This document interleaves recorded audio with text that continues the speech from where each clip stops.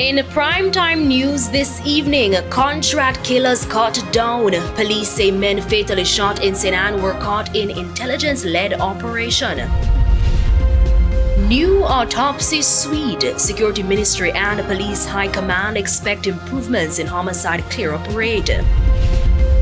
And apology needed. Attorneys say JCF must comment on man mistakenly listed as wanted.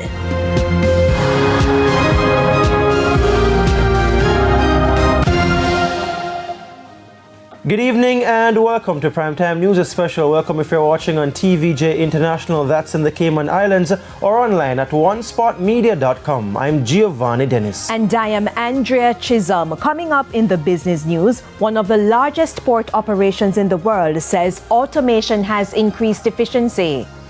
And to tell us what's coming up in sports, here's Jermaine Brown with a preview. Well, thanks to Giovanni. The Reggae Boys, they now know who their opponents will be in the final round of the World Cup qualifiers. We'll tell you who they are a bit later on.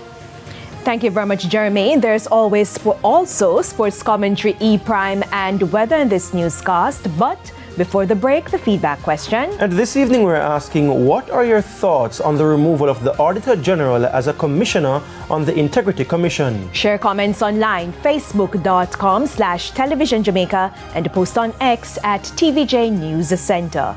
Stay with us. Primetime News returns right after this break.